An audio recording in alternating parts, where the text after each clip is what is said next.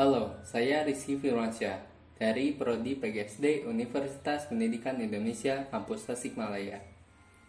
Pada kesempatan kali ini, saya akan membahas mengenai bagaimana cara menanggulangi dampak dari COVID-19 ini pada bidang pendidikan.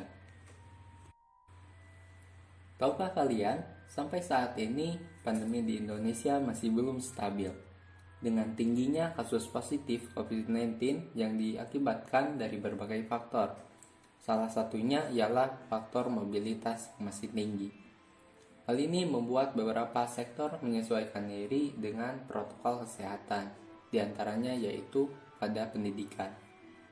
Di masa pandemi, banyak penyesuaian yang dilakukan seperti dilaksanakannya pembelajaran daring melalui berbagai aplikasi, merapikan administrasi, serta dalam pemberian tugas kepada siswa. Dengan beberapa penyesuaian tersebut, masih terdapat hambatan yang dirasakan seperti siswa yang merasakan jenuh dengan sistem daring, sulit mendapatkan akses internet, dan kurangnya motivasi belajar. Untuk itu, perlu adanya penanggulangan dampak COVID-19 ini khususnya pada bidang pendidikan. Maka dalam penanggulangan ini dibagi menjadi 3, yaitu bagi guru, bagi siswa, dan bagi orang tua. Yang pertama yaitu bagi guru. Terdapat beberapa cara yang bisa dilakukan guru dalam menyesuaikan pembelajaran selama pelaksanaan daring.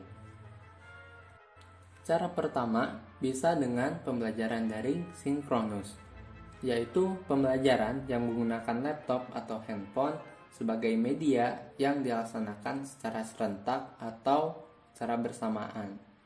Aplikasi yang bisa digunakan yaitu seperti WhatsApp, Google Meet, Zoom Meeting, dan Microsoft Teams. Cara kedua yaitu dengan pembelajaran asinkronus, yaitu pembelajaran yang menggunakan laptop atau handphone sebagai media yang dilakukan secara tunda atau tidak serentak. Cara ini dilaksanakan dengan belajar mandiri menggunakan sumber belajar online dan dikumpulkan pada waktu yang telah ditentukan. Aplikasi yang bisa digunakan yaitu seperti Google Classroom, Edmodo, dan Rumah Belajar. Adapun media yang dapat digunakan diantaranya yaitu menyajikan video menarik yang kita buat sendiri mengenai materi yang akan disampaikan. Berikutnya yaitu memberikan bahan ajar dengan cara menonton tayangan yang sesuai dengan materi pembelajaran. Bisa melalui YouTube dengan mengirim link video yang akan disajikan. Yang kedua yaitu bagi siswa. Terdapat beberapa cara yang bisa dilakukan siswa dalam proses belajar mandiri di rumah. Di antaranya yaitu belajar dengan melibatkan teman. Berikutnya yaitu menggunakan aplikasi bimbingan belajar online.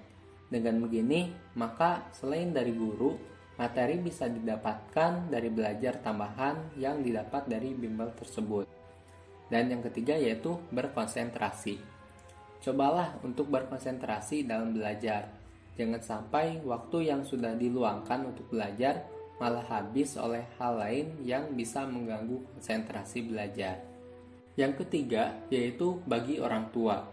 Adapun pendampingan yang bisa diberikan orang tua kepada anaknya yaitu yang pertama, memahami karakteristik anak. Yang kedua, buatkan jadwal harian. Yang ketiga, berikan rasa aman dan nyaman pada anak.